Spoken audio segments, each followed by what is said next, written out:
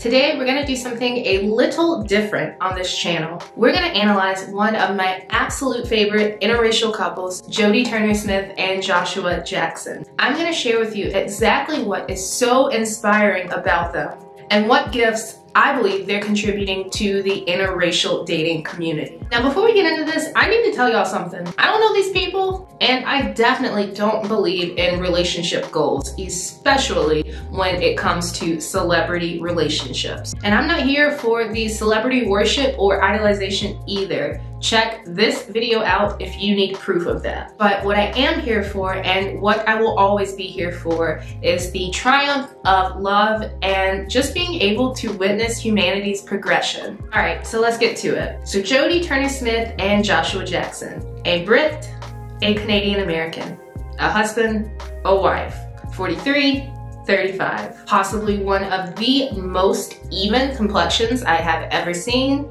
Possibly one of my favorite characters from any TV show. I loved Pacey. And apparently Jodie did too. These two got married back in 2019. In an interview after Joshua revealed on a late night television show, I think it was Jimmy Kimmel or maybe it was Jimmy Fallon, Joshua revealed on a late night TV show that Jodie had proposed to him during a romantic getaway to Nicaragua. As you can imagine, Jodie got a ton of hate. People were criticizing her for being too masculine, a bedwench, insecure, and of course the N-word was thrown in the mix, as it usually is in these situations. And in response to that criticism, Joshua made this statement: for anybody who is freaked out by a woman claiming her own space, shut the up.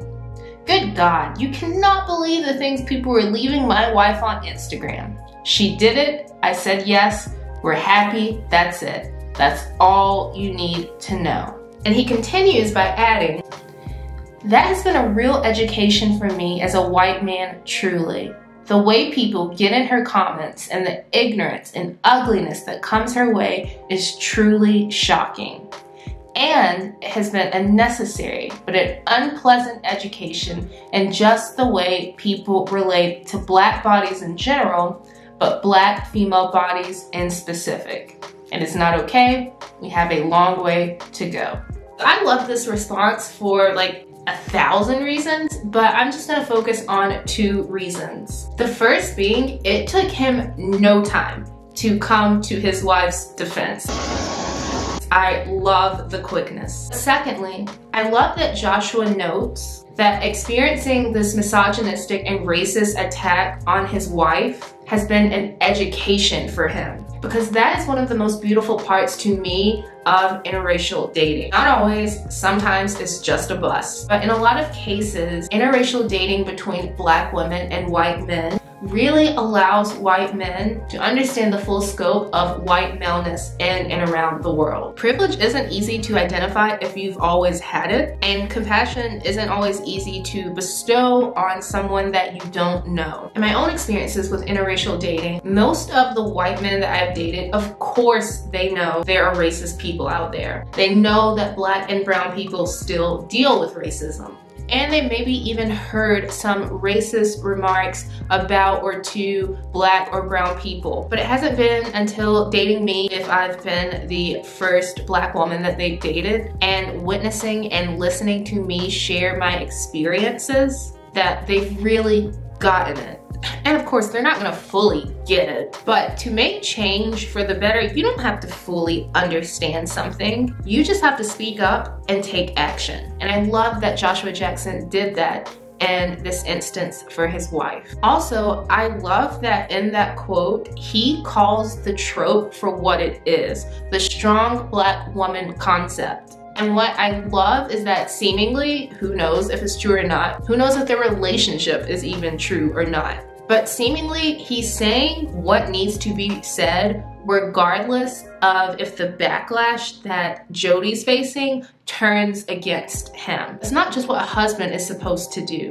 Anyone who truly loves and supports someone is supposed to do this. And moving away from his defense of it, let's talk about Jodie's actual proposal. I mentioned this in my video called Why White Men, how interracial dating has actually made me more comfortable with my femininity through not having it so constantly challenged and brought to attention, and it not having to be so rigidly defined. And that's clearly the case for Jodie and her ability to, as Joshua says, claim her own space through asking her husband, her now husband, to marry her. Now let me get this straight. I think everyone is entitled to their own opinions on whether or not a woman should propose to her man. And we've all seen some female-led proposals that didn't go so well. But what I love about Jodie's proposal is that in taking charge of the proposal, one of the most common criticisms that she received was being too masculine, a trait that Black women are commonly accused of. And I just love that despite that criticism, because she had to know that was coming. Like,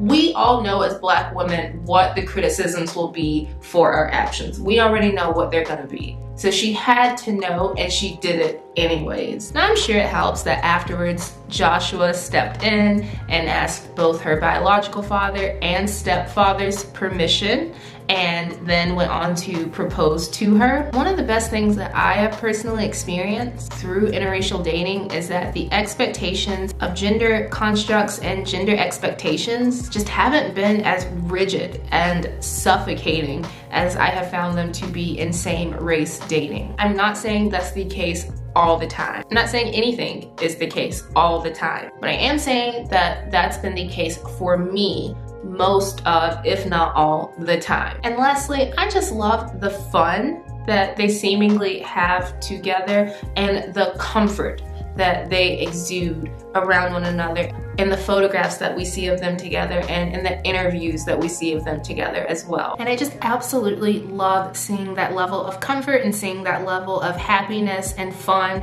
And again, who knows if it's real or not, but they're at least selling a good show if it's not. And to my Black women out there, I just want you to know that this is possible for you regardless of race. I'm not saying that a white man is necessarily going to bring you happiness, and I'm not saying that you can necessarily get happiness from outside yourself. What I am saying though is that you can find someone who will love you, who will support you, who will cherish you, and who you can have fun with. Please know that. All right, everyone, thank you so much for watching today's video. I hope that you enjoyed, and until next time, stay safe, be well, and I'll see you soon. Bye, everyone.